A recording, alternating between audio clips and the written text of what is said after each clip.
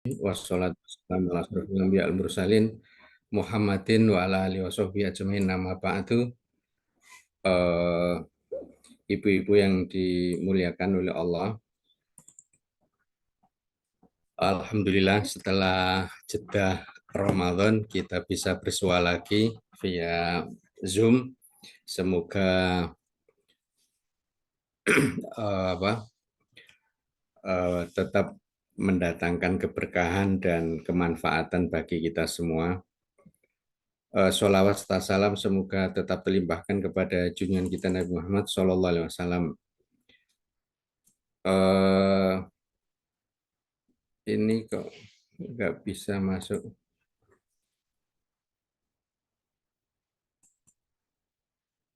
Sebentar. Oh ini. Oh ini ya. Berarti saya yang share ini ya. Dikasih hak share. Oh, sudah bisa harusnya. Sebentar. Oke. Assalamualaikum warahmatullahi wabarakatuh. Waalaikumsalam warahmatullahi wabarakatuh. Eh, Kita berkaitan dengan konsekuensi setelah kita melaksanakan ibadah puasa yang biasanya dilakukan oleh kaum muslimin saat selesai dari ibadah puasa adalah yang bersifat ritual atau ibadah mahdho, itu ya sholat Idul Fitri, zakat fitri, dan takbiran. Di luar itu termasuk ibadah-ibadah profan yang mengenai hukumnya masih diperdebatkan. Ya misalnya contoh halal bihalal ya. Oleh sebagian kaum muslimin, terutama mungkin teman-teman salafi, halal bihalal itu dianggap bid'ah karena pada zaman Nabi belum ada ya. Pada zaman Nabi belum ada. Sedangkan menurut mereka halal bihalal itu ya seremonial yang itu ya mirip-mirip ritual ibadah. Sehingga kalau tidak ada dalil berarti hukumnya haram karena bid'ah. Tetapi mayoritas ulama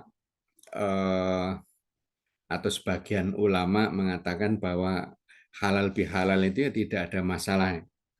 Jadi halal bihalal itu pertama kali muncul ya dilakukan oleh Keraton Solo ya. Itu kayaknya sebelum kemerdekaan. Jadi Keraton Solo yang mengadakan halal bihalal, saling memaafkan dan seterusnya. Terus pada 48 ya, Wahab Hasbuwo, salah seorang petinggi NU, melihat bahwa penjajah Belanda mau datang lagi untuk apa itu agresi yang kedua atau apa itu ya. Terus beliau ingin mengkonsolidasikan umat Islam sehingga beliau menyerukan agar dilakukan ya halal bihalal setelah Ramadan ya. Dan beliau mengatakan apa istilahnya itu tolabu halalin bitorikin halalin ya. Mencari yang halal dengan cara yang halal. Di situ semua unsur kaum muslimin diminta untuk saling memaafkan, berlapang dada dan bersatu padu untuk mengusir atau ya, melawan penjajah Belanda ya, yang hendak datang lagi menjajah Indonesia jilid kedua. Itu mungkin secara seremonial halal bihalal hanya dikenal di Indonesia dan itu dua kali ya atau momentum pertama dilakukannya halal bihalal ya. Tapi dalam kaidah Islam itu al-ibro bil ma'ani la bil mabani atau al-ibro bil musammayat la bil asma. Jadi ketika kita memberikan vonis hukum terhadap sesuatu itu, kita itu yang dijadikan pedoman itu bukan casingnya, bukan dohirnya, tetapi makna, substansinya ya. Jadi al-ibro bil ma'ani ya, yang dijadikan pedoman itu maknanya ya, hakikatnya, substansinya bukan mabani itu ya tampilan luarnya. Memang istilah halal bihalal itu ya tidak dikenal di zaman Nabi, sahabat maupun tabiin, tapi dikenal hanya oleh orang Indonesia. Itu secara zahirnya. Sehingga sebagian orang karena melihat dohir ya menganggap itu sebagai amalan bid'ah. Tapi kalau kita melihat substansinya, bahwa halal bihalal itu kan ya memaafkan, terus silaturahim, terus ya meminta maaf, itu bagian dari ajaran Islam. Jadi mangkana yu'minu billahi wal yaumil akhir falyasil rahimahu itu ya. Barang siapa beriman kepada Allah dan hari akhir, hendaknya dia melakukan silaturahim. Dan silaturahim ini menurut Imam Al-Qurtubi ada dua tingkatan. Silaturahim umum itu berarti rohimuddin, jadi ikatan keagamaan, berarti itu dengan sesama kaum muslimin. Dan ada silaturahim khusus, yaitu rohim dalam arti kekerabatan. Jadi kita mengunjungi sanak kerabat atau orang-orang yang memiliki hubungan nasab dengan kita. Jadi silaturahim itu hal yang sangat dianjurkan dalam Islam. Yang kedua, setelah kita puasa Ramadan, dosa-dosa kita diampuni oleh Allah, tapi dosa-dosa kita dengan sesama kaum muslimin mungkin belum dimaafkan. Dan dalam hadis itu dikatakan ya, mangkanat lahu madlamatun. Jadi mangkanat lahu madlamatun ala akhihi falyatahalal minhu qabla ayatiya yaumun la dinara wala la dirhama wala dinar. Jadi barang siapa yang punya, artinya berlaku zalim kepada seseorang, kepada saudaranya, maka hendaknya dia itu menghalalkannya hari ini. Jadi ada banyak redaksi dalam riwayat itu. Salah satunya itu riwayat Bukhari. Jadi hendaknya dia meminta kehalalan dari saudaranya untuk memaafkannya. Jadi mangkanat lamatun fi irdihi au syai' au fi syai'in. Jadi barang siapa yang telah melakukan kedoliman terhadap saudaranya, baik karena mengusik kehormatannya atau sesuatu yang menjadi hak miliknya, maka hendaknya dia itu menghalalkannya hari ini sebelum datang hari di mana tidak ada lagi dinar dan dirham. Dan nanti di akhirat itu yang ada ya, kebaikan dari pelaku kedoliman itu dipindahkan ke orang yang menjadi korban kedoliman. Dan kalau pelaku kedoliman sudah tidak punya pahala kebaikannya, keburukan orang yang didolimi itu akan dipindahkan ke orang yang berlaku dolim. Jadi itu diperintahkan, bahkan sebagian riwayat redaksi itu fal yatahalal minhu. Jadi hendaknya dia itu bertahalul, saling menghalal-halalkan. Dan oleh karena itulah orang Indonesia memberikan istilah halal bihalal. Jadi intinya halal bihalal itu secara substansial ya tidak ada masalah, sesuatu yang bagus ya. Jadi bukan hal bid'ah ya. Itu yang mungkin dilakukan oleh kaum muslimin di hari pertama Syawal, atau di beberapa instansi ya tidak di hari pertama karena harus nunggu masuk kerja dan seterusnya. Intinya halal bihalal itu gagasan atau ide dari sebagian kaum muslimin, dan itu sangat bagus ya, sangat bagus dan tidak termasuk kategori bid'ah karena halal bihalal itu sebuah nama untuk sesuatu yang substansinya itu bagus. Dan dalam kaidah usul fikih tadi ya, yang jadi pedoman itu bukan namanya tetapi apa yang dijuluki atau yang diberi nama itu. Jadi namanya halal bihalal, tapi substansinya kan memberi dan meminta maaf, terus silaturahim, terus bersedekah makanan dan seterusnya. Jadi yang jadi pedoman yang dianggap itu ya tadi substansinya, bukan sekedar nama atau bentuk lahiriahnya. Itu mengenai hal yang dilakukan oleh kaum muslimin setelah Ramadan. Terus yang kedua, tentu saja puasa Syawal ya, bagi yang apa istilahnya yang tidak ada halangan ya. Jadi man soma Ramadhana tsumma atba'ahu sitan min Syawal faka'annahu somat dahra ya. Jadi barang siapa puasa Ramadan lalu dia mengiringinya dengan 6 hari di bulan Syawal, maka seakan-akan dia puasa setahun. karena amal kebaikan itu minimal dilipat gandakan 10 kali lipat ya. Jadi Ramadan kali 10 kan 300, 6 hari Syawal dikalikan 10 jadi 60 ya. Sedangkan dalam 1 tahun itu kalau dibulatkan ya 360 hari ya.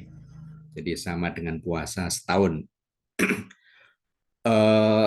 Untuk teknis pelaksanaannya, kalau bisa ya seperti ibu-ibu yang punya hutang Ramadan dilunasi dulu, baru setelah itu puasa Syawal. Seandainya belum bisa mengkodok puasa Ramadan, apakah boleh tetap melaksanakan puasa 6 hari Syawal? Ya menurut pendapat yang moderat boleh. Karena apa? Ya karena ibadah puasa Syawal itu dibandingkan dengan kodok itu masuk kategori ibadah mudoyak, ibadah yang sempit waktunya. Kalau kodok kan setahun, sedangkan Syawal hanya 1 bulan. Makanya ibadah mudhoyako ini lebih diprioritaskan daripada ibadah muasa'ah dari sisi pelaksanaannya.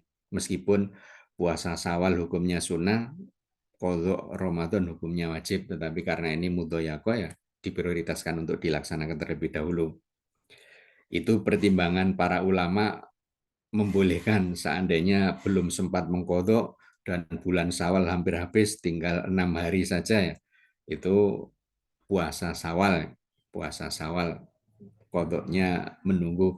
Apakah ada landasan syar'inya? Ada. Jadi Aisyah radhiyallahu anha itu biasa mengkodok puasa Ramadan itu di bulan Sya'ban, bulan terakhir sebelum Ramadan berikutnya. Apakah berarti Aisyah itu nggak puasa Syawal, nggak puasa Muharram, nggak puasa Tasu'a, nggak puasa Arafah?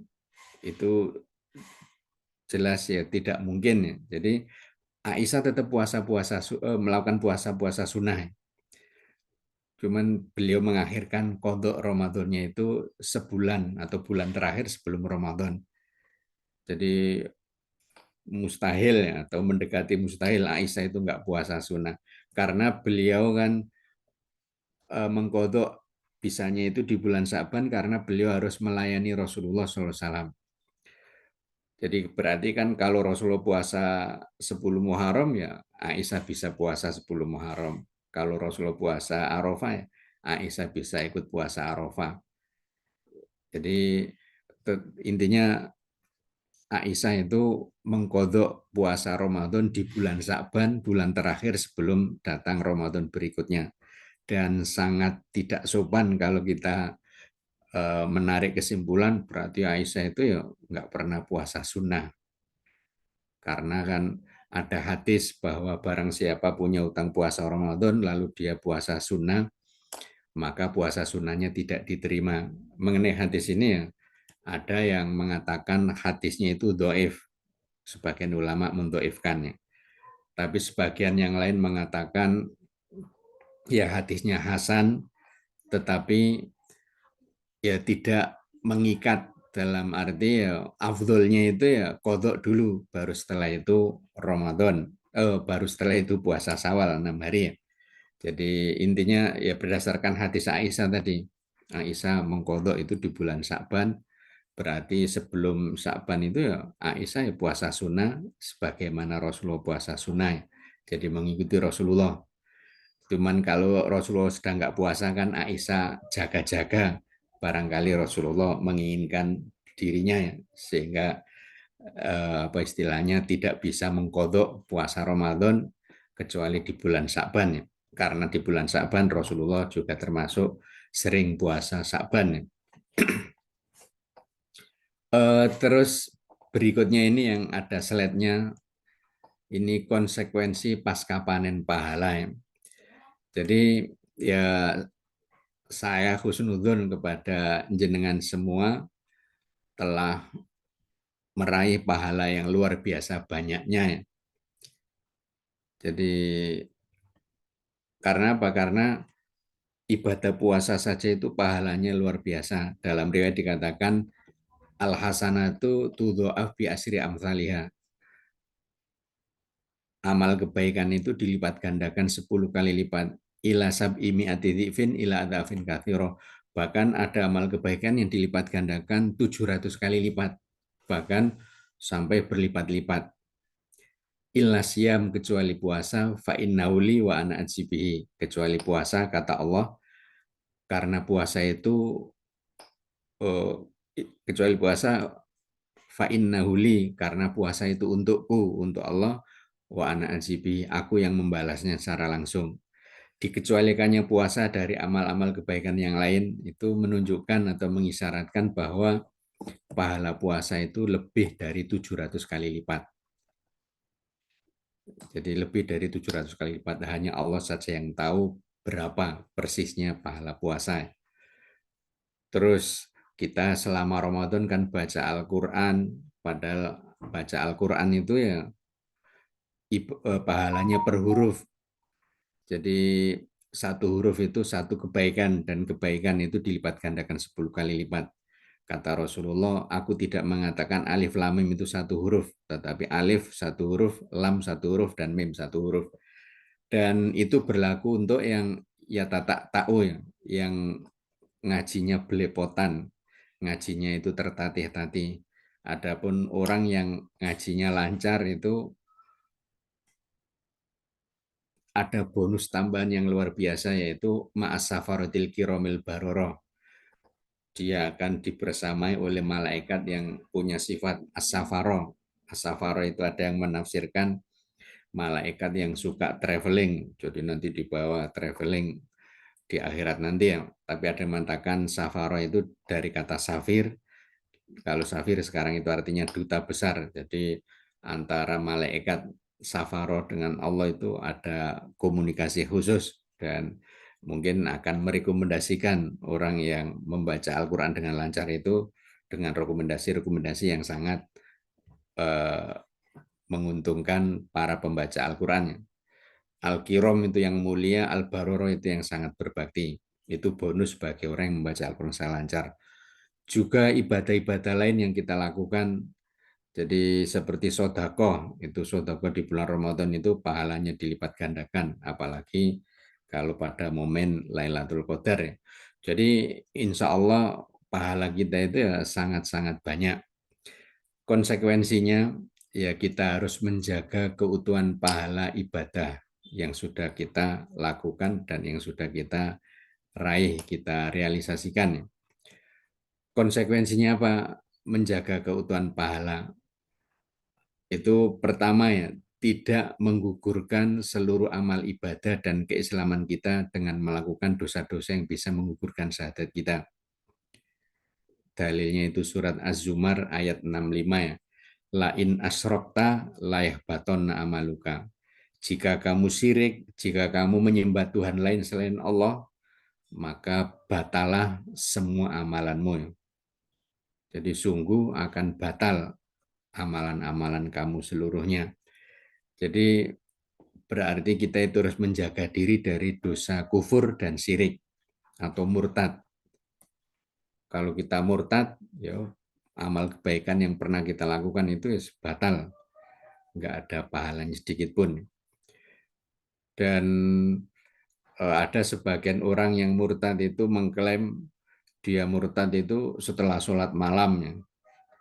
Jadi dulu ada siapa itu, idol itu penyanyi Indonesia Idol itu ya, itu dia murtad mengaku setelah sholat malam itu dapat petunjuk untuk masuk Kristen.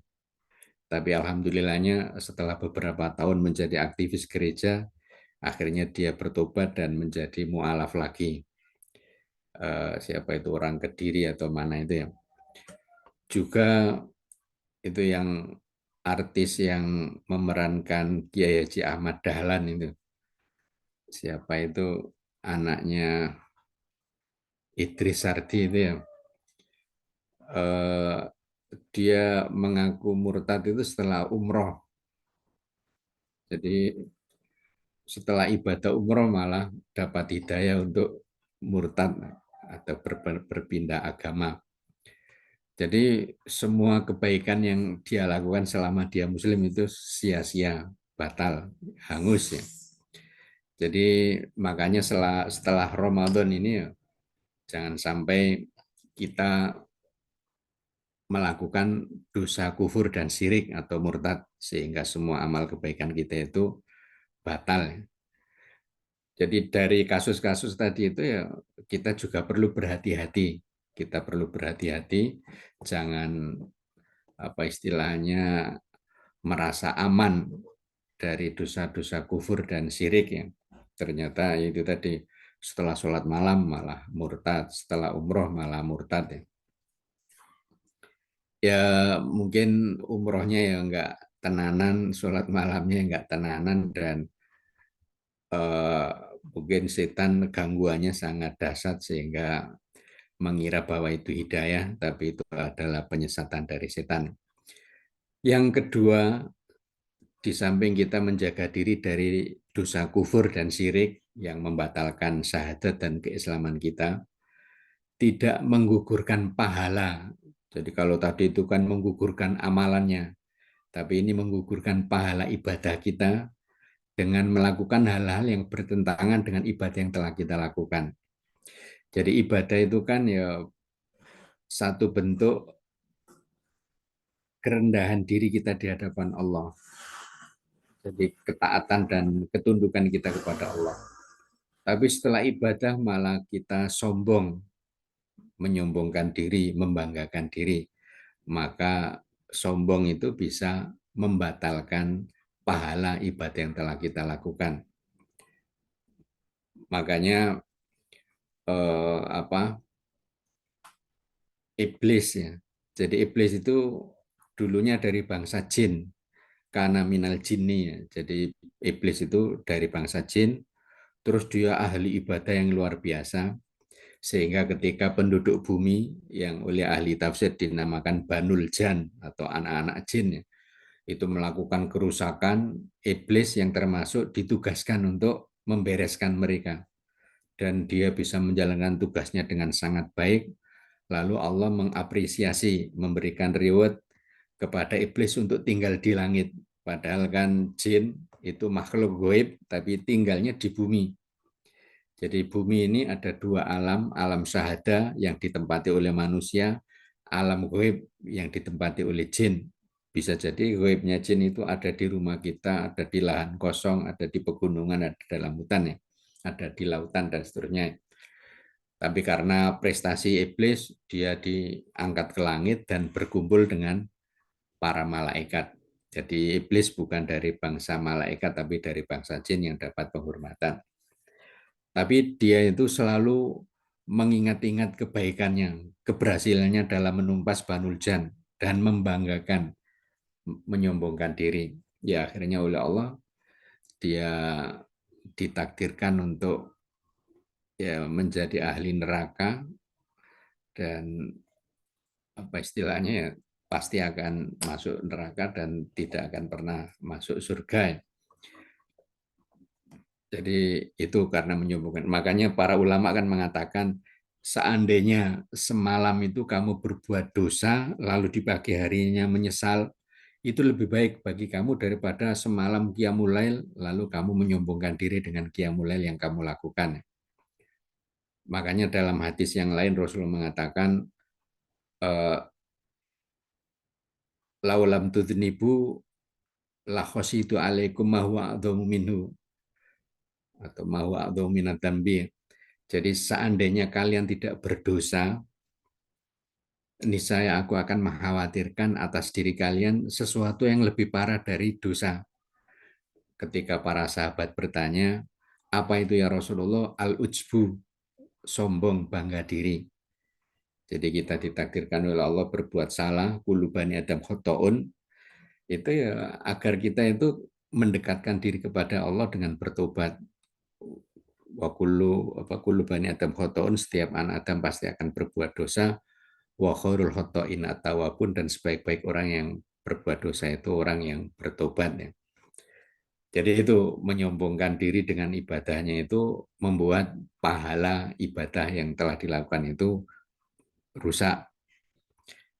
Terus dalam surat Al-Baqarah itu ayat 264 itu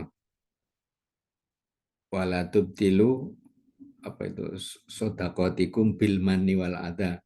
Janganlah kamu membatalkan pahala sedekah kalian itu dengan al-mannu. Al-manni itu mengungkit-ungkit pemberian, wal adha, dan menyakiti perasaan orang yang diberi sodako. Jadi sodakonya itu berpahala bahkan 700 kali lipat. Tetapi setelah itu diungkit-ungkit terus ya. Kamu itu kalau bukan karena saya pasti akan menjadi orang yang miskin, terlantar dan seterusnya. Kalau bukan karena saya kamu tidak akan pernah bisa kuliah dan seterusnya. Jadi mengungkit-ungkit itu akan membatalkan pahala sedekah yang sudah kita berikan. Atau kita memberi dengan menyakiti perasaan. Mungkin ya kita buat konten di YouTube terus kita perhinakan ya orang yang kita beri sodako ya. Jadi kita mempertontonkan kemiskinan dia dan seterusnya padahal dia nggak berkenan, maka pahala sedekahnya itu akan hangus ya. Itu jadi jangan sampai kita melakukan perbuatan-perbuatan yang bertentangan dengan ibadah yang kita lakukan. Berikutnya, terus tidak menyia-nyiakan pahala ibadah tertentu dengan melakukan kemaksiatan kepada Allah. Jadi yang ketiga ini kita jangan melakukan kemaksiatan sehingga dosa kita lebih banyak daripada pahala yang sudah kita raih. Sehingga kalau lebih berat ya seperti dalam surat Al-Qari'ah 6-9 ya. Faman thaqulat mawazinu fahuwa fi isyatir radiyah fa amman thaqulat mawazinu fahuwa fi isyatir radiyah wa amman khafat mawazinu fa ummuhu hawiyah. Jadi orang yang timbangan amal kebaikannya lebih berat daripada amal dosanya, maka dia berada dalam kehidupan yang diridhoi. Tapi apabila amal kebaikannya itu lebih ringan daripada dosa-dosanya, maka tempat kembalinya adalah neraka zawiyah. Ya. Jadi itu jangan sampai kita sholat tapi di waktu yang lain kita berbuat maksiat. Ya. Cuman dalam pensikapan terhadap orang yang mencampur ibadah dengan maksiat ya kita harus bijak. Jangan terus malah kita membuat dia berhenti beribadah tapi terus melanjutkan perbuatan dosanya, itu jangan sampai. Makanya Rasulullah SAW pernah mendapatkan laporan, ya Rasulullah, si fulan itu kalau siang hari sholat, malam hari maling, atau kebalikannya ya, malam hari sholat, siang harinya ngerampok atau mencuri atau nyopet ya. Kata Rasulullah, sholat dia itu akan mencegah dia dari tindak pencurian. Jadi sholat dia akan menghentikan dia dari tindak kriminal, tindak kejahatan mencuri. Dan akhirnya ya orang itu berhenti mencuri karena sholatnya itu kan ya mungkin bagus kualitasnya sehingga efektif untuk tanha anil fahsya wal mungkar.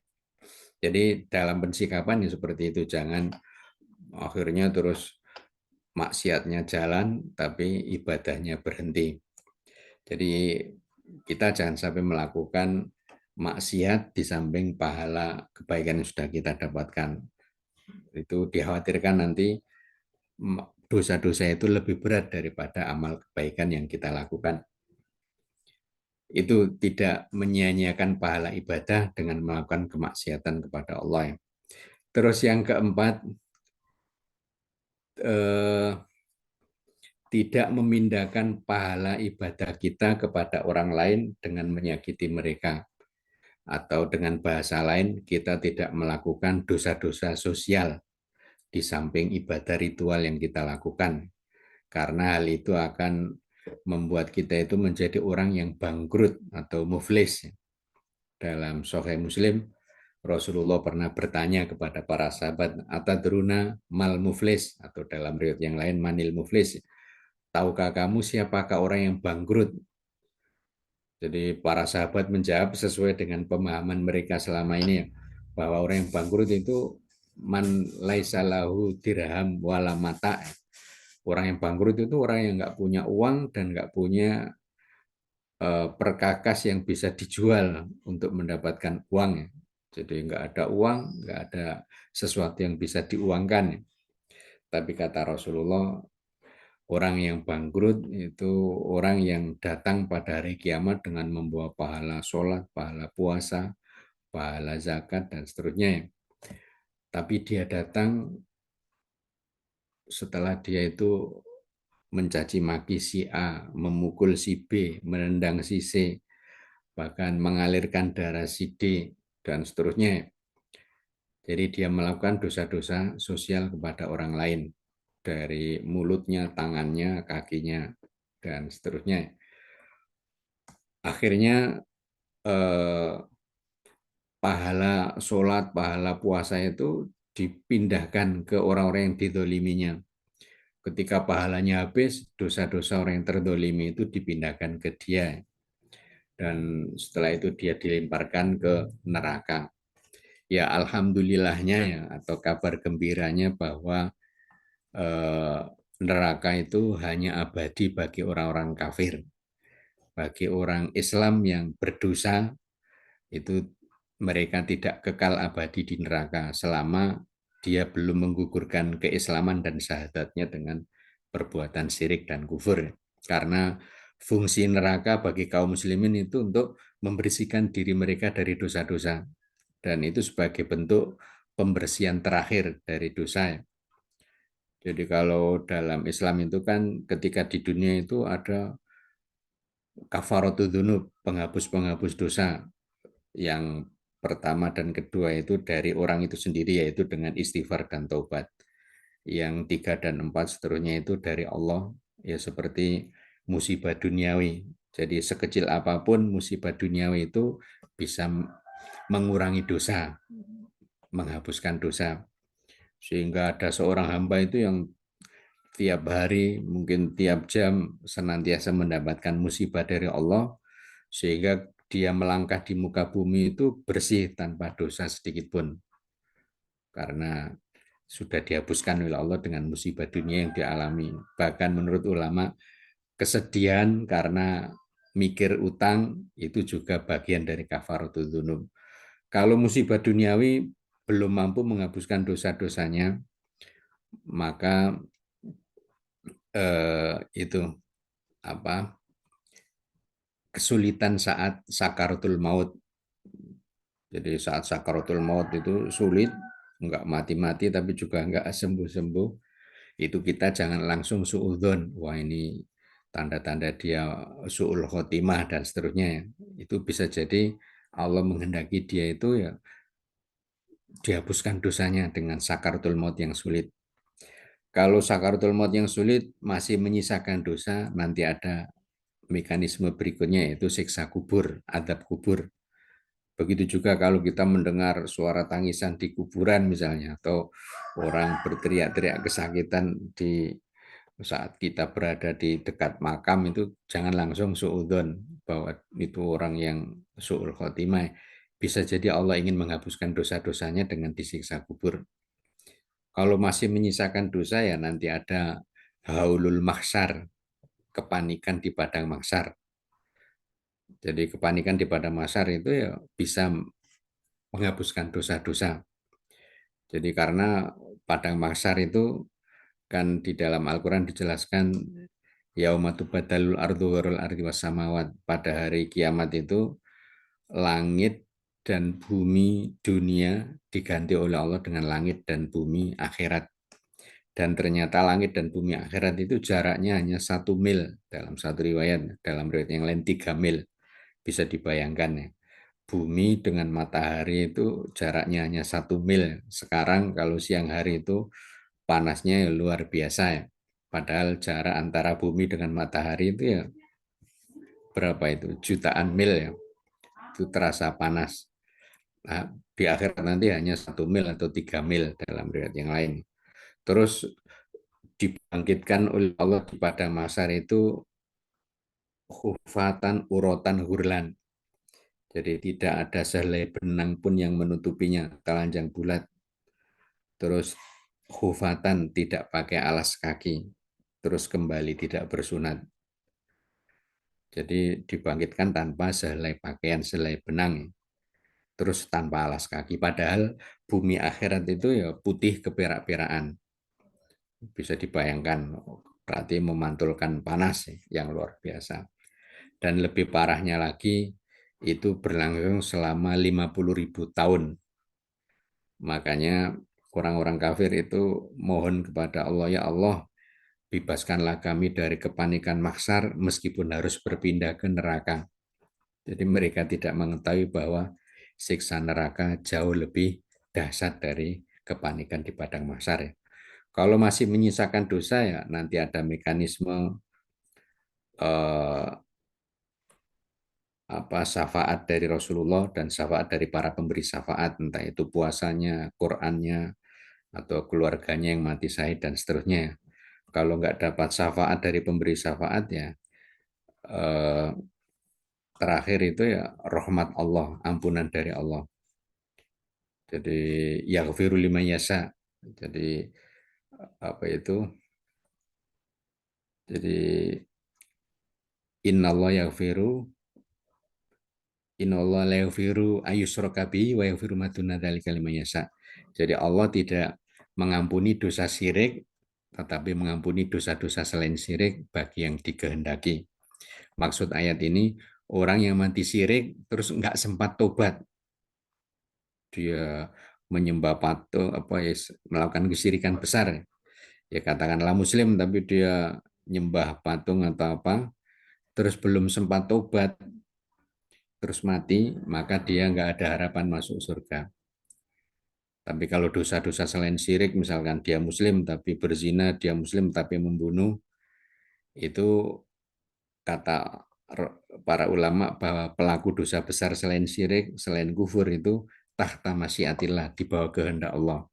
Kalau Allah berkehendak mengampuni, dia langsung bisa melenggang ke surga. Kalau Allah tidak berkehendak mengampuni, maka dia menjalani proses terakhir, yaitu pembersihan diri dari dosa dengan masuk neraka. Jadi itu kabar gembiranya, tapi ya apa istilahnya itu sesuatu yang luar biasa karena eh, siksa neraka yang paling ringan itu kan ketika kaki kita menginjak neraka, otak kita itu mendidih. Itu siksaan yang paling ringan ya. Jadi ya semoga kita langsung masuk surga tanpa harus menjalani hukuman di neraka. Tapi itu tadi Allah menetapkan ya bahwa neraka itu kekal abadi hanya bagi orang-orang kafir, bagi orang-orang Islam itu neraka itu sampai bersih dari dosa-dosanya setelah itu dipindahkan ke surga karena penghalang seorang muslim dari surga itu karena adanya dosa. Kalau sudah diampuni oleh Allah atau sudah menjalani hukuman pembersihan dosa ya dia bisa atau mereka bisa berpindah dari neraka ke surga. Makanya orang-orang kafir itu kan di dalam surat apa itu Al-Hijr kalau nggak salah ya Al-Hijr ya. Rubama yawadul ladzina kafaru law kanu muslimin. Orang-orang kafir itu berandai-andai. Jadi mereka itu menyesal ya, dan mengatakan jadi barangkali nanti orang kafir itu akan mengatakan laukanu muslimin andai mereka itu adalah orang Islam ketika hidup di dunia ya. Jadi penyesalan orang-orang kafir itu terjadi karena orang-orang Islam itu dimasukkan ke neraka. Pada waktu itu ya orang-orang kafir ya membuli atau istilah apa melakukan perundungan terhadap kaum muslimin, mencaci apa mengice-ngice yang menghina kaum muslimin. Kalian di dunia sholat, puasa, tapi ternyata endingnya ya sama dengan kita masuk neraka. Jadi ece-ece terus ya. Tapi begitu masa hukumannya selesai, orang-orang Islam dipindahkan ke surga, baru mereka itu menyesal andai dulu mereka di dunia itu muslim sehingga masih ada harapan untuk keluar dari neraka. Makanya di dalam hadis disebutkan ada ahli surga itu yang dinamakan jahannamiyun. Jadi emigran atau transmigran dari neraka jahanam, sehingga komunitasnya dinamakan komunitas jahannamiyun. Dan nanti ahli neraka yang paling akhir masuk surga itu ketika mendekati selesainya masa hukumannya itu, tepian neraka itu diperlihatkan sehingga dia berdoa, ya Allah, sampaikanlah aku ke tepi neraka. Kalau engkau mengabulkan, aku tidak minta apapun setelah itu. Oleh Allah dikabulkan doanya sampai ke tepian neraka. Tapi setelah itu dia melihat taman yang sangat bagus. Ya Allah, sampaikanlah aku ke taman itu. Katanya tadi nggak minta apapun. Ya setelah ini saya tidak akan minta apapun. Akhirnya disampaikan oleh Allah ke taman itu. Ternyata melihat taman yang jauh lebih indah, minta lagi sampai akhirnya melihat pintu surga dan dia minta untuk masuk surga dan Allah mengabulkannya. Jadi itu jangan sampai kita memindahkan pahala kepada orang lain dengan melakukan dosa-dosa sosial ya. Dosa-dosa sosial. Terus yang kedua setelah Ramadan di samping tadi ya tidak menggugurkan amal ibadah kita dengan kufur, murtad, terus tidak membatalkan pahala ibadah kita dengan melakukan tindakan-tindakan yang bertentangan dengan nilai ibadah itu tadi, sombong, ujub, terus menyakiti perasaan orang yang kita beri sodako, mengungkit-ungkit kebaikan yang sudah kita berikan itu. Terus yang ketiga itu melakukan kemaksiatan sehingga dosanya lebih berat daripada pahalanya. Dan yang terakhir tadi tidak melakukan dosa-dosa sosial yang membuat pahala yang sudah kita peroleh dengan melimpah itu harus berpindah kepada orang lain yang kita zolimi. Di samping menjaga pahala amal ibadah kita ya, kita punya kewajiban untuk menjaga kelestarian ibadah. Jadi ada banyak kita dengar bahwa bulan Syawal itu bulan peningkatan. Tapi kadang salah dalam memahami. Berarti kita itu harus lebih meningkat dalam hal apapun dibandingkan bulan Ramadan, dan itu ya mustahil. Karena bulan Ramadan itu kita dapat fasilitas yang tidak diberikan oleh Allah di bulan-bulan lain. Misalnya dibukanya pintu-pintu surga, ditutupnya pintu-pintu neraka, setan-setan dibelenggu.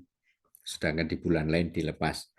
Makanya maksudnya Syawal itu mengalami peningkatan, itu maksudnya peningkatan daripada sebelum kita masuk Ramadan. Jadi lebih meningkat dibandingkan bulan-bulan sebelum Ramadan ya. Itu yang dimaksud dengan peningkatan. Jadi Ramadan puasa sebulan penuh, terus setelah Ramadan ternyata ya disunahkan hanya 6 hari di bulan Syawal ya. Berarti itu lebih tinggi dibandingkan di bulan Sa'ban dan seterusnya dan sebelumnya. Jadi intinya kita punya kewajiban untuk menjaga kelestarian dan keistiqomahan kita dalam beribadah. Jadi jangan sampai amal-amal kebaikan yang sudah bisa kita laksanakan di bulan Ramadan itu hanya dilakukan di Ramadan. Di bulan lain kita tidak bisa meneruskannya. Meskipun dengan kuantitas yang lebih kecil, lebih rendah. Jadi kata para ulama itu, kalau kita itu mendengar satu amal kebaikan, kita itu harus berusaha untuk melaksanakannya, mengamalkannya, meskipun dalam batas yang minimal. Tujuannya apa, hikmahnya apa? Ya agar, karena begini, setiap amal kebaikan itu ada pintu surga, ada pintu surganya. Sehingga ketika orang yang misalnya ahli sodako dipanggil, kita ya pernah sodako meskipun minimal kita bisa masuk. Ahli silaturahim dipanggil kita masuk. Ahli sholat sunnah dipanggil kita juga masuk meskipun modal kita itu 2 rakaat sholat sunnah. Jadi nasihat dari para ulama itu ketika kita mendengar satu amal kebaikan, maka kita harus berusaha untuk melakukan meskipun dalam batas yang minimal agar kita termasuk ahli dalam pada amal itu meskipun kita dipanggil atau berada di urutan terakhir. Jadi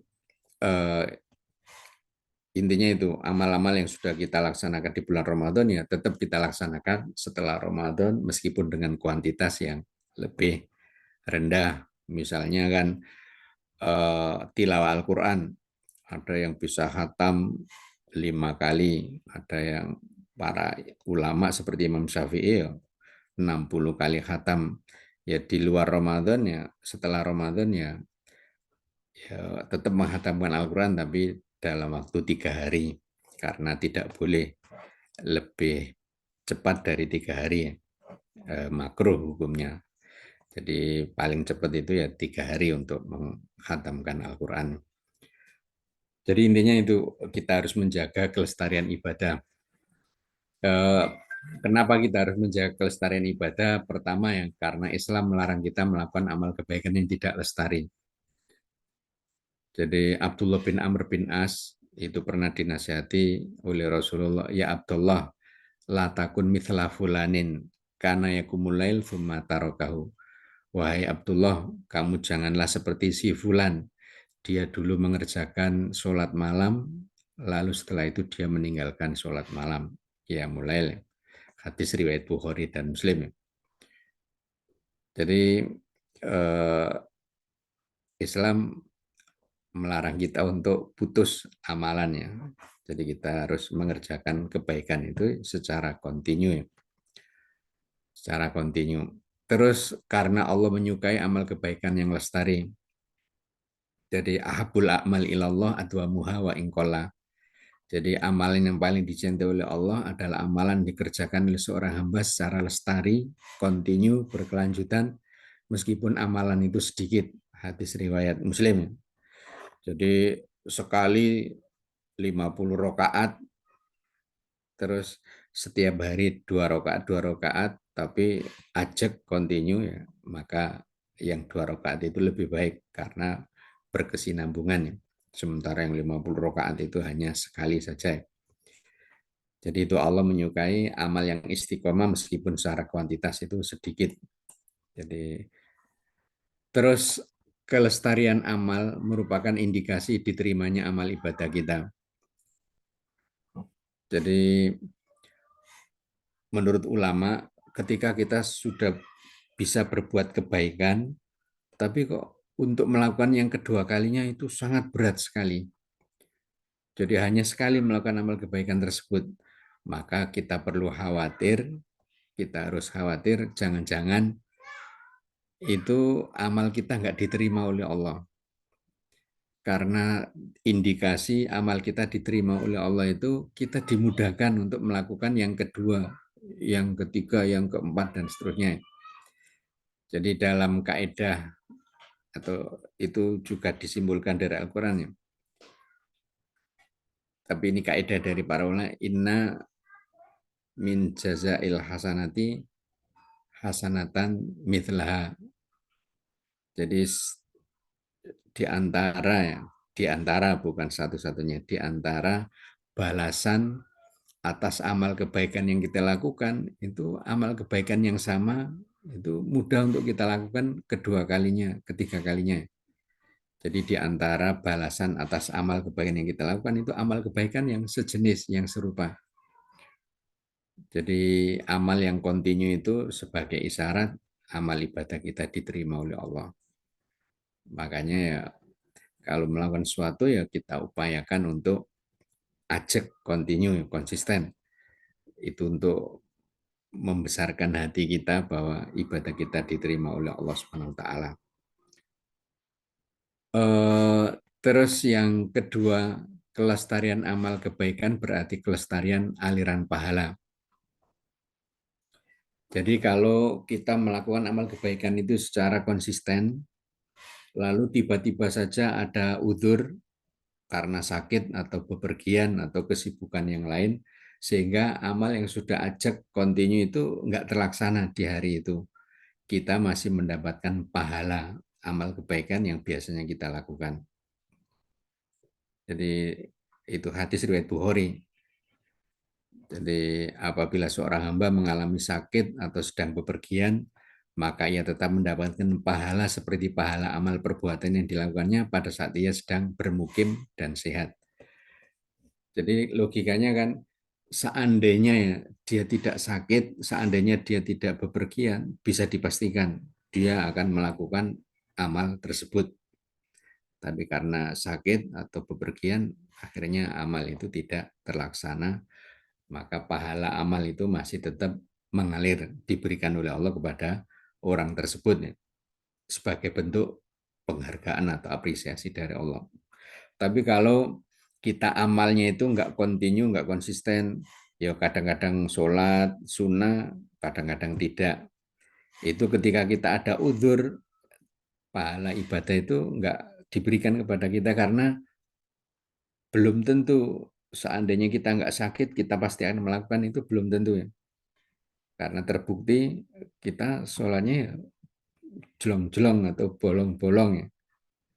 Jadi padahal nggak ada uzur. Tapi ketika nggak ada uzur kita continue, konsisten, itu pas ada uzur Allah akan tetap memberikan pahala amal itu meskipun kita tidak melaksanakannya karena uzur sakit atau uzur bepergian ya. Jadi itu kelestarian amal kebaikan berarti kelestarian aliran pahala meskipun tidak sempat melaksanakannya ya.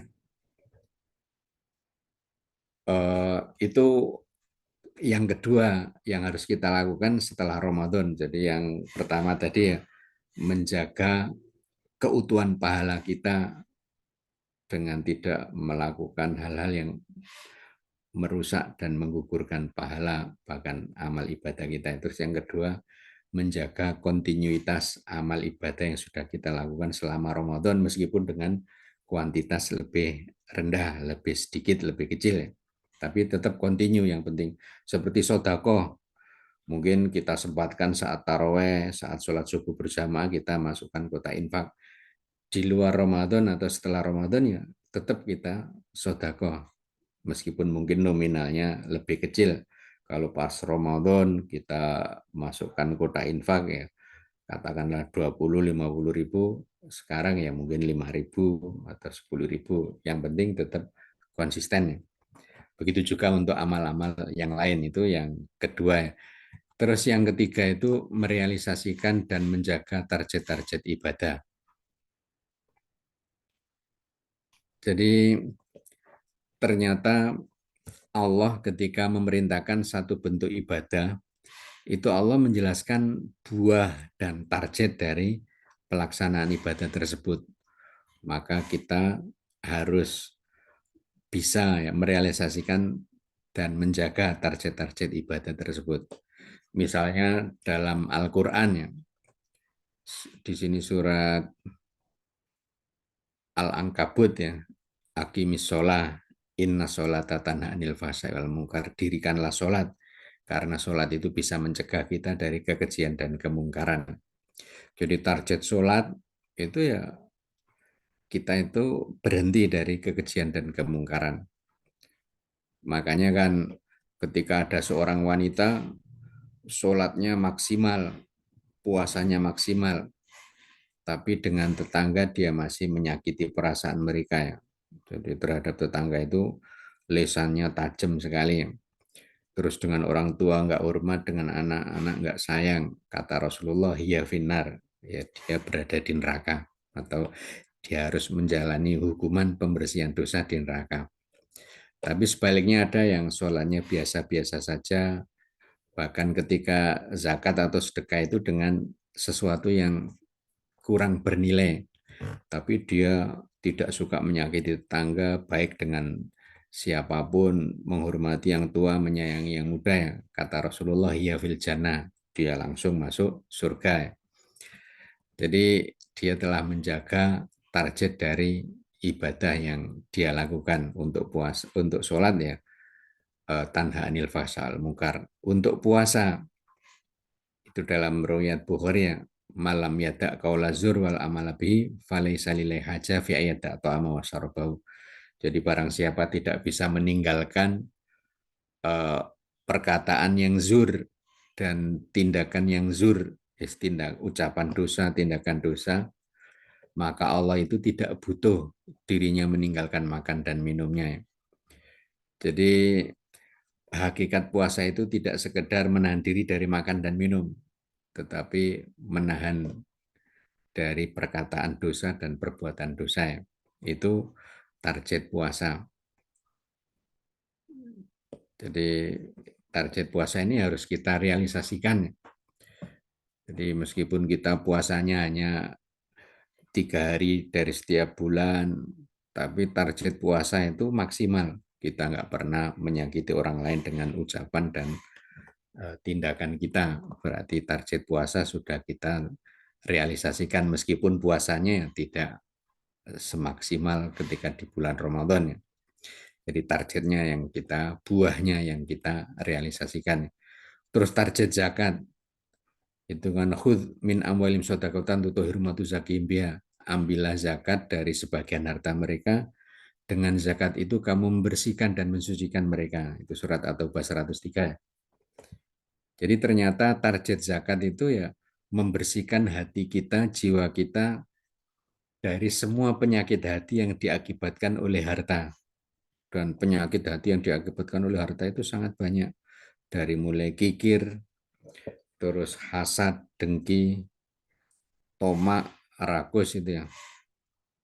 Bahkan sombong, bangga diri apa, menyombongkan kekayaan dan seterusnya. Jadi bahkan setelah itu melampaui batas dan seterusnya. Jadi ternyata target dari zakat itu membersihkan jiwa kita, hati kita dari penyakit-penyakit hati. Itu target ya kita wujudkan ketika kita ada harta ya tidak membuat kita lupa diri. Jadi terus ketika orang lain mendapatkan anugerah harta yang besar dari Allah ya kita tidak merasa hasut, dengki, iri. Terus ketika kita mendapatkan sedikit ya kita merasa cukup, merasa ridho dengan jatah yang sudah diberikan oleh Allah, tidak terus kita menerimanya dengan sifat rakus dan tamak ya. Jadi itu zakat tujuannya itu ya. Haji juga sama. Jadi faman faradha final hajja fala rafatha wala fusuqa wala jidala fil hajj. Barang siapa sudah menetapkan dirinya untuk haji di bulan-bulan haji, maka fala rafatha, dia tidak boleh berkata dan bertindak yang cabul, yang purno, cabul, fusuk, tidak boleh juga melakukan perbuatan-perbuatan dosa, jidal, tidak boleh melakukan perdebatan kusir, debat kusir. Jadi itu selama puasa, selama haji itu kita dilatih agar bisa mencapai target itu. Jadi membersihkan diri kita dari tindakan-tindakan cabul, terus dosa-dosa dan perdebatan yang hanya akan memicu pertengkaran dengan sesama kaum muslimin. Jadi target-targetnya ini tetap kita wujudkan. Kita termasuk orang yang tidak suka berdebat meskipun kita di pihak yang benar. Jadi kita ngalah selama debatnya itu dengan sesama muslim. Dan meneruskan perdebatan itu tidak mendatangkan manfaat. Tapi kalau debat dengan non-muslim, kita diperintah wajadilhum billati ahsan ya. Kita boleh diperintahkan bahkan mendebat orang-orang kafir tapi dengan cara yang baik. Karena dengan perdebatan itu akan membuka peluang hidayah Allah kepada mereka.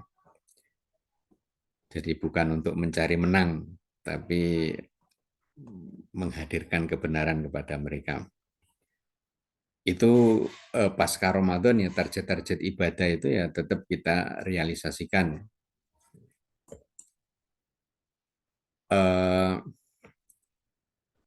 Yang gagal dan yang sukses mencapai target. Tadi sudah disampaikan ya. Jadi dalam hadis riwayat Ahmad itu Rasulullah didatangi oleh seseorang, ya Rasulullah, sesungguhnya fulana dikenal banyak melakukan sholat, puasa, dan sedekah. Hanya saja ia seringkali menyakiti tangganya dengan lesannya. Lalu beliau bersabda, hiya finnar, dia berada di neraka. Tapi tadi ya tidak selama-lamanya ya.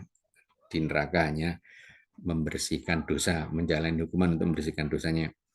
Kemudian orang itu berkata, ya Rasulullah, sesungguhnya fulana dikenal sedikit melakukan sholat, sedikit puasa, mungkin hanya puasa wajib Ramadan saja, serta bersedekah hanya dengan beberapa potong roti. Namun ia tidak menyakiti tetangganya. Beliau menjawab, dia berada di surga. Jadi yang satu ibadahnya maksimal, tapi enggak merealisasikan target-target dari ibadah itu. Ternyata dia tetap jahat kepada tetangganya, tetap jahat kepada orang lain. Maka dia harus mampir ke neraka. Tapi ada yang sholatnya minimal, tapi itu efektif ya. Jadi target-target dari sholat dan ibadah yang lainnya itu tercapai. Maka ini yang lebih baik. Terus berikutnya, meningkatkan kualitas dan kuantitas ibadah. Jadi ini juga dengan asumsi kualitas dan kuantitas itu naik dibandingkan sebelum Ramadan ya, bukan saat Ramadan. Karena sekali lagi saat Ramadan itu kita dapat banyak bantuan dari Allah sehingga bisa maksimal. Tapi yang dimaksud itu ya meningkatkan kualitas dan kuantitas ibadah dibandingkan bulan-bulan sebelum Ramadan ya. Jadi di samping menjaga kelestarian amalia ibadah yang telah kita lakukan, jadi kontinuitas sudah kita laksanakan, kita juga berkewajiban meningkatkan kualitas dan kuantitas amal ibadah tersebut, sehingga kita bisa mencapai tingkatan ihsan, di mana dengan ihsan kita akan mendapatkan kesertaan Allah, kecintaan Allah, dan kasih sayang Allah dan surganya. Jadi ihsan itu melakukan sesuatu melebihi kadar yang diwajibkan. Jadi ihsan itu melaksanakan sesuatu melebihi kadar yang diwajibkan. Bukan dalam arti yang negatif ya, bukan ekstrim berlebih-lebihan tidak, tapi misalnya kita itu kan apa istilahnya, kalau disakiti kan boleh membalas dengan yang setimpal, tapi kita tidak memilih membalas, tapi memaafkan, itu berarti ihsan. Atau yang sering dicontohkan itu Uwais Al-Qarani. Jadi berbakti kepada orang tua itu wajib. Dan Uwais Al-Qarani ini karena saking baktinya kepada ibunya, meskipun sezaman dengan Rasulullah dan teman-temannya berkunjung ke Madinah, tapi Uwais Al-Qarani nggak sempat berkunjung ke Madinah karena baktinya kepada orang tua. Tapi ya masuk Islam. Makanya beliau bukan kategori sahabat, tapi muhadrom. Jadi sahabat itu orang yang hidup pada masa Nabi, beriman kepada Nabi, atau bertemu dengan Rasulullah dalam keadaan iman, dan meninggal dunia juga dalam keadaan iman. Itu pengertian atau definisi sahabat. Tapi Uwais Al-Qarni tidak pernah bertemu Rasulullah sehingga bukan sahabat. Dan katakanlah menghajikan orang tua itu ya wajib ya. Tapi apa yang dilakukan Uwais Al-Qarni luar biasa. Jadi dia tiap hari itu dia beli seekor anak sapi, terus tiap hari digendong ke atas bukit. Orang-orang mengira Uwais Al-Qarni ini gila ya. Jadi tiap hari gendong anak sapi sampai sapinya itu besar. Ternyata pas musim haji sudah dekat, ternyata itu tujuannya untuk menghajikan orang tua ya. Jadi ibunya sudah nggak sanggup naik kendaraan, sehingga dia harus menggendong ibunya dari Yaman ke Mekah. Dan itu ihsan itu. Atau ada ayat itu Ali Zainal Abidin ya, cucu cucu atau cicit Rasulullah SAW ya. Itu kan budaknya atau pelayannya itu memberikan semangkok kuah panas ini. Ternyata jatuh mengenai kakinya. Itu langsung ya Ali Zainal Abidin ya marah, kan wajar. Lalu pelayannya itu langsung membaca ayat wal kadhiminal ghaidha, dan orang-orang yang menahan amarahnya, akhirnya saya sudah menahan amarah saya, tidak marah kepada kamu. Terus wal afina anin nas, dan memaafkan orang lain ya. Ya sudah, kamu saya maafkan. wallahu yuhibbul muhsinin, dan Allah itu mencintai orang yang berbuat ihsan. Kata Ali Zainal Abidin, sudah kamu merdeka karena Allah ya. Jadi numpain kuah di kakinya, malah dia berbuat ihsan dengan memerdekakan budak yang sudah uh, menyakiti dia, ya itu namanya ihsan. Jadi untuk orang yang ihsan ini ya lilladzina ahsanu al husna wa ziyadah, bagi orang yang berbuat ihsan itu dia akan mendapat husna, yaitu surga, wa ziyadah, dan bonus tambahannya yaitu melihat wajah Allah, ya. Melihat wajah Allah. Jadi kalau kita sudah bisa ihsan dengan meningkatkan kualitas dan kuantitas ibadah itu di sini ya, innallaha lama'al muhsinin, ya. Terus innallaha yuhibbul muhsinin. Terus tadi lilladzina ahsanu al husna wa ziyadah, ya. Jadi kita akan bersama Allah, dicintai Allah, dan dimasukkan ke dalam surganya, bahkan dapat bonus kita bisa melihat wajah Allah di akhirat nanti. Itu kewajiban kita setelah Ramadan, ya, meningkatkan kualitas dan kuantitas ibadah kita. Terus dengan ihsan kita termasuk orang-orang pilihan yang berada di tingkat tertinggi, sebagaimana firman-Nya, ya. Jadi kan umat para nabi itu ada 3 tingkatan. Tingkatan yang paling rendah itu dzalimun li nafsi, orang yang menganiaya diri. Terus kelompok yang lebih tinggi itu muktasid, itu kelompok ekonomis, kelompok yang menengah, dan yang tertinggi itu sabikun bil khairat. Sabikun bil khairat orang yang berlomba-lomba, bersegera melakukan berbagai macam kebaikan. Jadi orang yang meningkatkan kualitas dan kuantitas ibadah itu nanti apa istilahnya berada di level tinggi, ya. Dan Rasulullah SAW itu menginginkan kita di samping kuantitas kita lebih banyak daripada umat-umat terdahulu, kualitas kita juga lebih tinggi dibandingkan umat-umat terdahulu. Jadi umat-umat terdahulu itu mayoritas mereka itu levelnya hanya muktasid. Jadi wakathiru minhum muktasidun, ya. Kebanyakan dari mereka itu muktasid, menengah. Harapannya kita itu menjadi mayoritas kita itu dari kalangan sabikun bil khairat, orang yang bersegera dalam melakukan amal-amal kebaikan, levelnya lebih tinggi, ya. Makanya Allah memberikan banyak fasilitas terutama di bulan Ramadan dengan apa Lailatul Qadar. Di luar Ramadan ya ada 10 hari pertama di bulan Dzulhijjah, dan juga ada waktu-waktu utama, hari-hari utama, tempat-tempat utama, itu tujuannya biar kita bisa mengalahkan umat-umat terdahulu dalam hal kualitas. Dalam hal kualitas, kalau kuantitasnya ya kita menang, ya, tapi kualitasnya juga harus menang. Jadi untuk sabikun bil khairat itu ada banyak penafsiran, salah satunya itu sabikun bil khairat itu orang yang tidak hanya mengerjakan yang wajib, yang sunnah-sunnah juga dikerjakan. Tidak hanya meninggalkan yang haram-haram, yang makruh-makruh juga ditinggalkan. Makanya dia levelnya tertinggi. Sedangkan muktasid itu melaksanakan hanya yang wajib-wajib, yang sunnah masih sering ditinggalkan. Meninggalkan yang haram-haram saja, yang makruh masih sering dilakukan, itu muktasid. Sementara dzalimun nafsi, menganiaya diri, itu dia sholat tapi ya mencuri, dia puasa tapi ya berbuat maksiat. Jadi mencampur antara melaksanakan perintah dan melanggar larangannya. Makanya dinamakan dzalimun nafsi.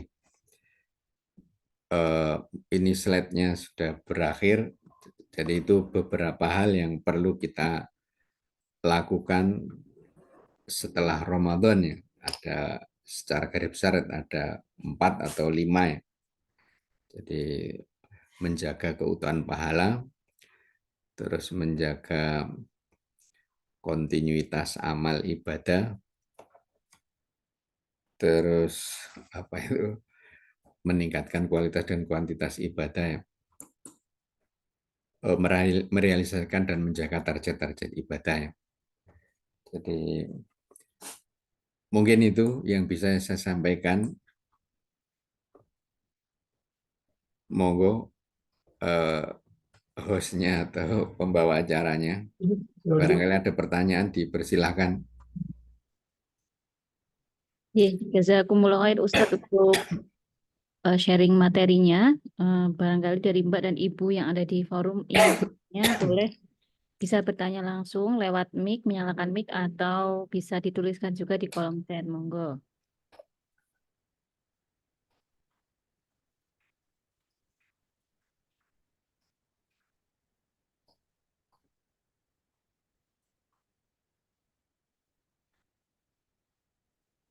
Baik, sambil menunggu Ustadz, barangkali nanti ada Ya, yang menyampaikan pertanyaan lewat chat. Ini izin saya bertanya, pernah dengar kalau apa namanya ibadah haji itu kan ada yang apa namanya melaksanakan karena merealisasikan haji untuk orang tua misalnya gitu. Nah itu kan sering. Tapi ada juga yang misalkan mewakafkan sesuatu atau mensedekahkan sesuatu gitu atas nama bisa orang tua gitu atau orang lain yang sudah meninggal dunia misalnya gitu. Nah, itu apakah memang apa namanya ada syariatnya? Artinya benar-benar pahalanya itu seluruhnya akan sampai kepada orang yang sudah meninggal itu, gitu kan? Atau misalkan itu orang tua, misalkan anaknya, misalkan ya yang melaksanakan apa namanya wakafnya atau sedekahnya itu juga orang tua akan bisa mendapatkan aliran pahala jariahnya gitu. Nah, ya, yang betul seperti apa Ustadz? Masih kadang ragu kalau mau mengatasnamakan orang tua atau sebenarnya sudah cukup dengan hanya kita yang menjalankan, insya Allah orang tua akan dapat ganjarannya juga gitu. ya. Ya, jadi mengenai menghadiahkan pahala amal kepada orang lain, apakah itu sampai atau tidak, itu memang masih diperdebatkan di kalangan ulama. Sebagian ulama mengatakan, terutama mungkin ya, kalau di Indonesia itu Hasan atau Munawar Khalil, Hasan pendiri Persatuan Islam. Eh, Kelompok pertama ini mengatakan pahalanya tidak sampai dengan dalil pertama ya, wa alaisa insani illa masa'a. Jadi tidak ada bagi orang itu kecuali apa yang dia upayakan sendiri. Jadi tidak ada pahala bagi seseorang kecuali yang dia usahakan. Wa alaisa insani illa masa'a. Wa nasa'ya sawfa yura, itu bahwa usahanya akan dilihat, diperlihatkan. Jadi intinya bagi orang itu ya pahala dari apa yang dia usahakan. Kelompok pertama ini apa istilahnya punya pemahaman seperti itu, pahalanya nggak sampai karena bagi orang itu apa yang dia upayakan sendiri. Tapi meskipun demikian, khusus untuk anak itu pahalanya sampai. Karena apa? Karena ada hadis al-waladu min sa'i walidihi. Anak itu bagian dari upaya orang tuanya. Jadi wa alaisa lil insani illa masa'a, apa yang dia upayakan. Dan anak itu bagian dari upaya orang tuanya, berarti kebaikan anak itu akan membawa pahala bagi orang tuanya. Itu jadi kelompok yang pertama ini meskipun tidak mengakui adanya pengiriman pahala untuk orang lain, tapi kalau dari anak itu sampai. Jadi anak yang berbuat baik tapi pahalanya mengalir kepada kedua orang tuanya. Itu pendapat yang kedua, bahwa pahalanya itu sampai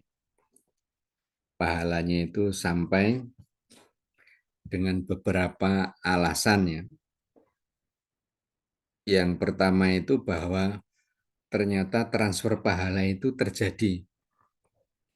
Ya seperti tadi, berbuat dosa kepada seseorang, akhirnya pahala dia berpindah ke orang yang terdolimi. Jadi perpindahan pahala itu ya sesuatu yang bukan mustahil. Jadi sesuatu yang bukan mustahil ya. Sehingga ya dimungkinkan untuk mengirim pahala kepada orang lain. Jadi mengirim pahala untuk orang lain. Misalnya yang sering dijadikan contoh itu Amr bin As, di masa-masa akhir dari hidupnya itu beliau merasa gundah gulana, ya, sedih, cemas, ya, ada semacam ketakutan, kecemasan. Lalu dia berpesan kepada putranya yaitu Abdullah bin Amr bin As, kalau nanti saya meninggal dunia tolong disembelihkan seekor kambing dan dagingnya diberikan kepada fakir miskin. Semoga dengan begitu saya merasa bahagia di alam kubur, ya. Setelah meninggal dunia, wasiat ayahnya dilaksanakan. Dia menyembelih seekor kambing dan dagingnya diberikan kepada fakir miskin.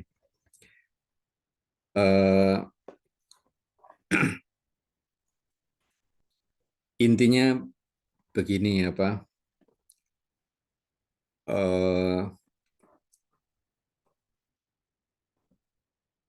Ya, antara dua pendapat itu ya masing-masing punya dalil, punya argumentasi, ya. Jadi punya argumentasi.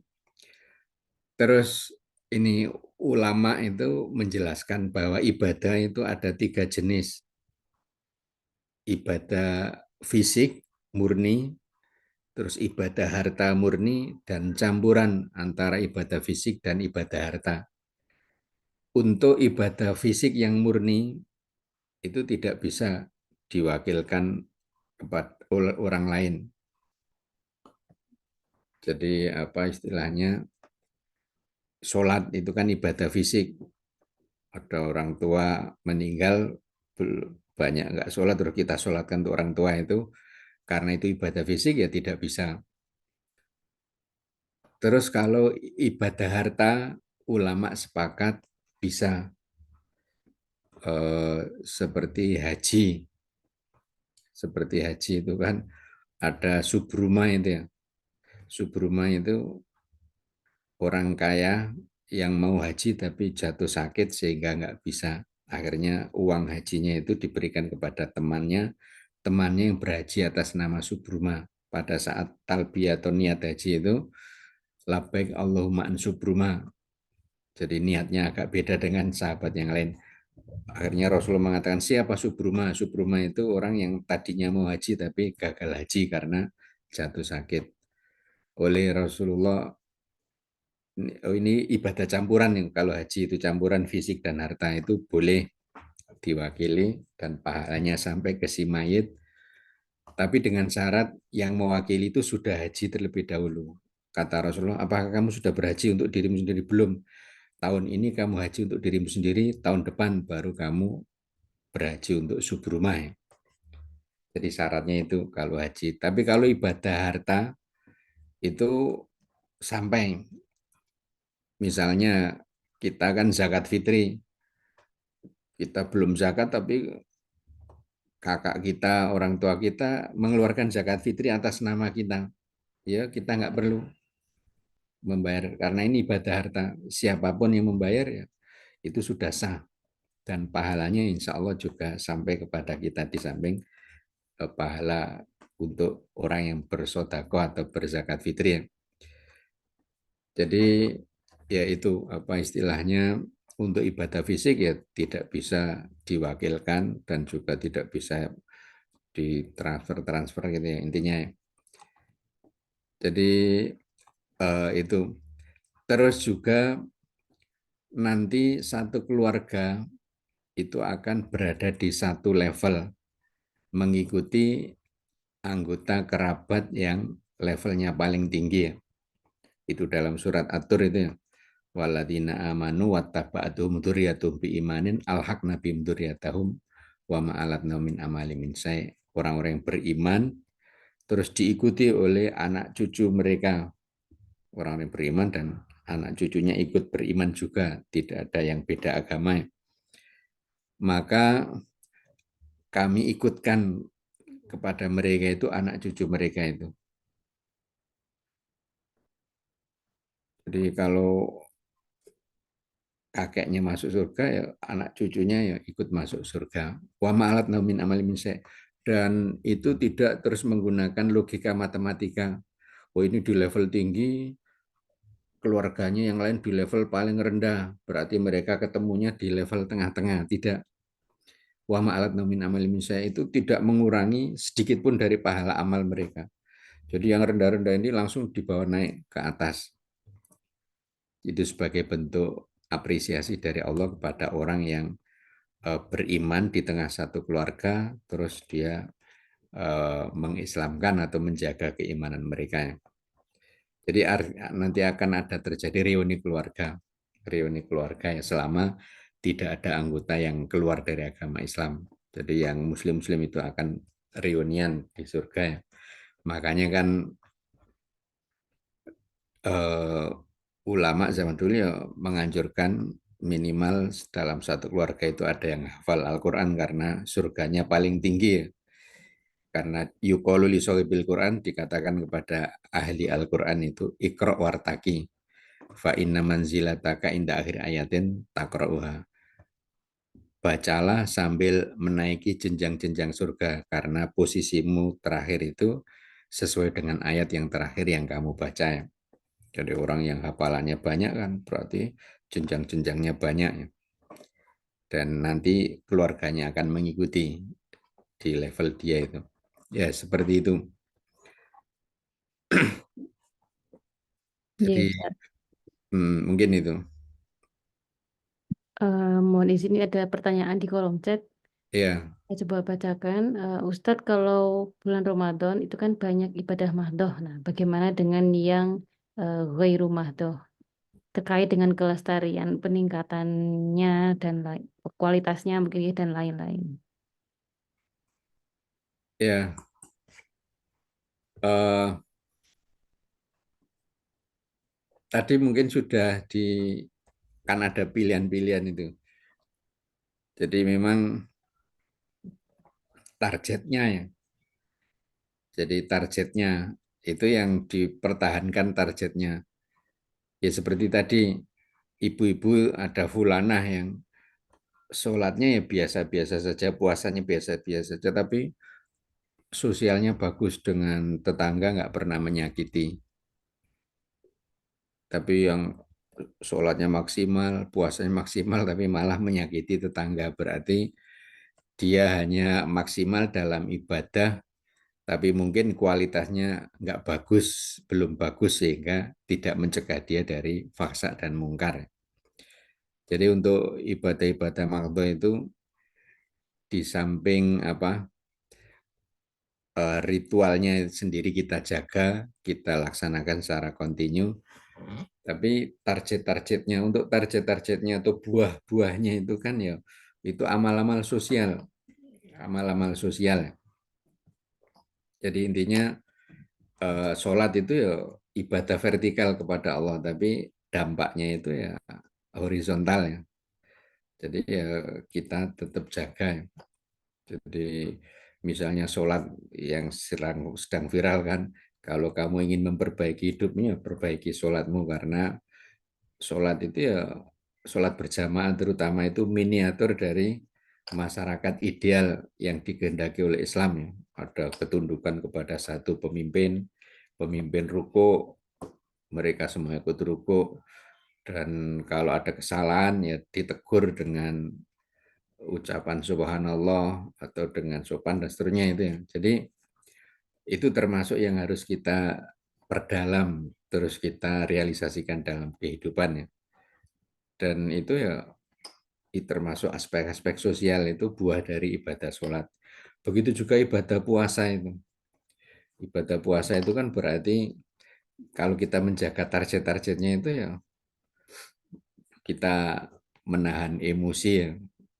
Karena saat puasa itu ketika kita diajak bertengkar ya kita disuruh menjawab ini soem, saya orang yang berpuasa, saya orang berpuasa tidak akan melayanimu.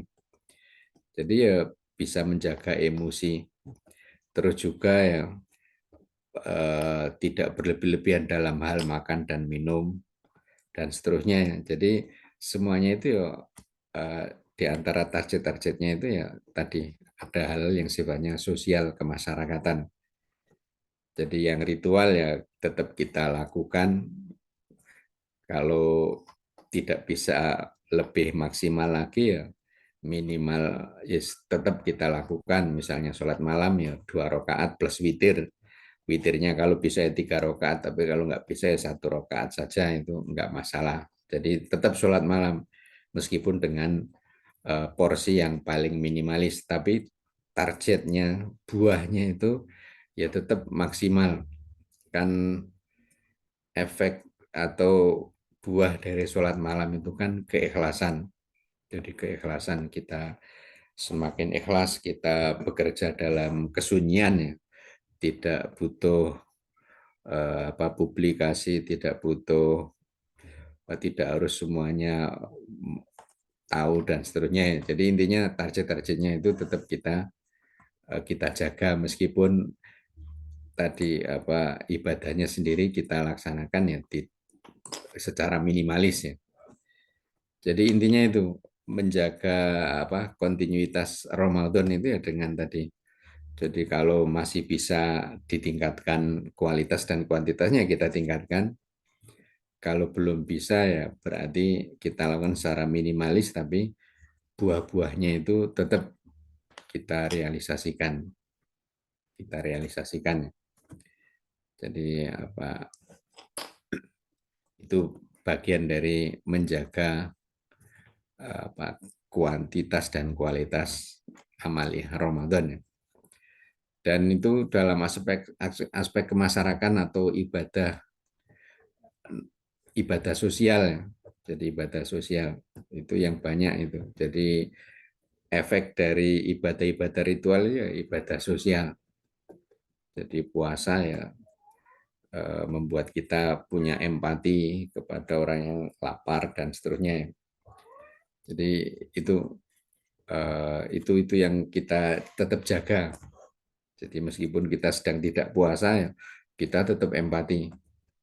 Kita ya tidak makan berlebihan, terus kalau melihat orang kelaparan ya kita langsung tersentuh dan memberikan donasi dan seterusnya. Itu bagian dari upaya tadi meningkatkan kuantitas dan kualitas amalia Ramadan. Ya, Ustaz. Ini ada yang mau bertanya langsung terakhir nih sepertinya. Oke, Mbak Rizky Puspita, monggo Iya. Mbak. Ya, Assalamualaikum Ustadz, izin Waalaikumsalam bertanya. warahmatullahi wabarakatuh. Terkait menjaga ini gitu Ustadz, amalan ibadah kita supaya tidak beralih pahalanya ke orang lain, kan salah satunya kita tidak membicarakan orang lain itu Ustadz, ghibah. Nah itu bagaimana kita cara menghindari, padahal kita udah niat tidak membicarakan orang lain, tapi pas di suatu situasi tertentu ada orang yang mau ngomongin orang lain, kan kita tidak bisa langsung pergi Ustadz. Apakah kita ikut ke dalam dosa ghibah tersebut atau bagaimana Ustadz? Atur nuwun. Ya untuk hibah itu kan Rasulullah memberikan definisi ya, dikruka ahoka bima yakrah. Engkau menceritakan tentang saudaramu yang seandainya dia mendengar ya dia akan marah. Itu kategori hibah. Meskipun yang kita ceritakan itu ya fakta. Kalau bohong, hoax itu berarti buhutan, dosanya lebih parah lagi. Ya untuk petunjuk Rasulullah SAW, apa istilahnya, ya kita boleh hibah itu dalam konteks tertentu. Misalnya untuk minta fatwa. Kalau bisa tidak menyebut nama ya tidak perlu menyebut nama, tapi mau tidak mau harus menyebut nama ya nggak apa-apa kalau tujuannya untuk minta kejelasan hukum. Seperti Hindun, itu kan dia punya kebiasaan mengambil harta suaminya tanpa sepengetahuan suaminya karena suaminya pelit. Itu Hindun menyebut nama, Abu Sufyan itu laki-laki yang pelit, memberikan nafkah selalu kurang dari kebutuhan saya dan anak saya, tapi saya kreatif ngambil sendiri tanpa sepengetahuan. Kata Rasulullah, ambillah dengan cara yang ma'ruf, yang bisa memenuhi kebutuhanmu dan anak-anakmu. Jadi dia menyebut nama suaminya karena terpaksa, nggak bisa inisial, nggak bisa ini. Jadi untuk minta fatwa atau untuk mencari keadilan ya, di pengadilan ya harus kita bicara apa adanya untuk mencari keadilan, nggak apa-apa. Atau untuk memberikan peringatan kepada kaum muslimin karena dia orang yang jahat dan membahayakan, itu ya kita sampaikan, si Fulan itu kalau datang ke rumah kamu harus hati-hati, dia itu kalau pulang suka bawa ini bawa itu ya dari harta di rumah kamu dan seterusnya. Jadi itu nggak apa-apa. Jadi intinya boleh hibah, tapi memang diperbolehkan hibah di momen-momen yang diperbolehkan hibah. Terus kalau di momen yang tidak diperbolehkan hibah, itu pilihan kita cuma dua, diam dan tidak menunjukkan keridhaan, atau kita memberikan pembelaan kepada saudara kita yang dihibah, yang digunjing. Itu pilihannya cuma itu. Jadi jadi kita diam dan menunjukkan ketidakridhaan. Ketidakridhaan itu ya mungkin kalau bisa itu ya keluar dari forum itu ya. Tapi kalau nggak memungkinkan keluar dari forum, ya kita menunjukkan mimik wajah yang menunjukkan bahwa kita tidak senang. Ruang kelas itu jadi forum hibah, ruang pengajian halakoh jadi forum hibah, itu menunjukkan wajah kita, itu menunjukkan ketidaksukaan. Itu minimal. Syukur-syukur kita bisa memberikan pembelaan. Jadi kita memberikan pembelaan. Setahu saya begini, bahwa si fulan itu begini. Itu apa istilahnya, itu kewajiban kita ya seperti itu. Kalau nggak bisa memberikan pembelaan, ya kita pergi, atau kalau nggak mungkin pergi ya menunjukkan respon yang menunjukkan bahwa kita tidak ridho ada hibah di forum kita ini. Itu pilihannya itu. Tapi kalau dia menikmati, ya kita bagian dari orang yang menghibah ya.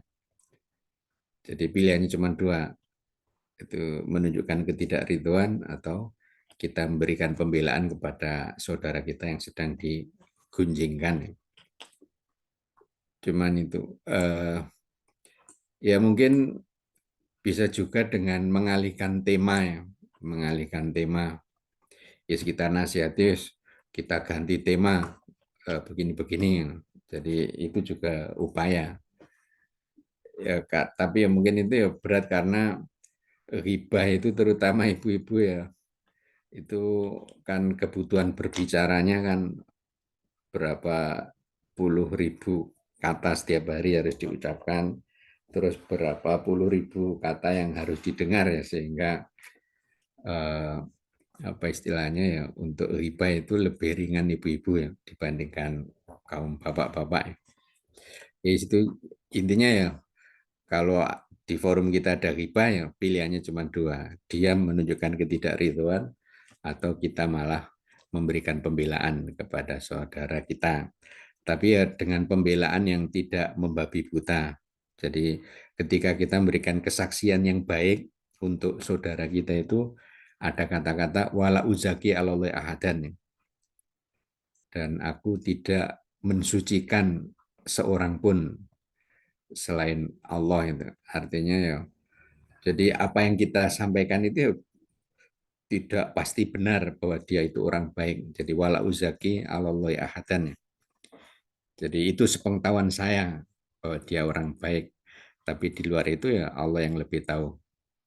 Jadi tazkiyah, mentazkiyah diri sendiri ya nggak boleh dalam arti menganggap dirinya paling bersih, paling suci, itu nggak boleh.